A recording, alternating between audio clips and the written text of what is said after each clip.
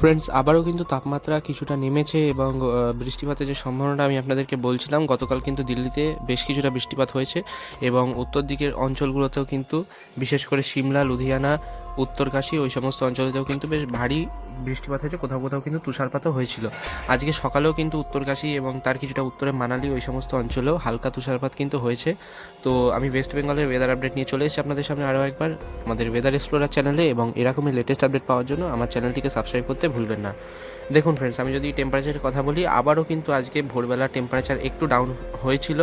কলকাতার temperature record হয়েছিল 15 ডিগ্রির ঘরে, এবং কলকাতার পার্শ্ববর্তী বাইরের অঞ্চলের সর্বনিম্ন টেম্পারেচার কিন্তু রেকর্ড হয়েছে 14 ডিগ্রি সেলসিয়াসের কাছাকাছি, অর্থাৎ তার নিচের যে দক্ষিণ চব্বিশ পরগনা অঞ্চলগুলো রয়েছে এবং তার পার্শ্ববর্তী যে অঞ্চলগুলো রয়েছে। আগামীকালও কিন্তু টেম্পারেচার অবস্থা কিছুটা এরকমই থাকতে পারে। কলকাতায় কিন্তু 15 থেকে 16 ডিগ্রি সেলসিয়াস থাকতে পারে, এবং তার পার্শ্ববর্তী অঞ্চলেতে কিন্তু 14 ডিগ্রি সেলসিয়াস থেকে 13 ডিগ্রি সেলসিয়াসের টেম্পারেচার থাকতে পারে। বিশেষ করে কিন্তু চন্দননগর, মাসাদ, সিঙ্গুর ওই সমস্ত অঞ্চলেতে কিন্তু টেম্পারেচার 13 ডিগ্রির ঘরে নামতে পারে। অন্যদিকে চন্দ্রকোনা, আরামবাগ, কতুলপুর ওই সমস্ত অঞ্চলে কিন্তু 12 ডিগ্রির ঘরেতেও নেমে যাবে।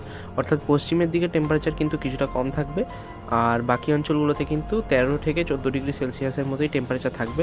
দক্ষিণের উপকূলীয় জেলাগুলিতে কিন্তু 14 থেকে 15 ডিগ্রি সেলসিয়াসের মধ্যে থাকার সম্ভাবনা, আর উত্তরের জেলাতেও কিন্তু 12 থেকে 14 ডিগ্রি সেলসিয়াসের মধ্যেই থাকবে তাপমাত্রা।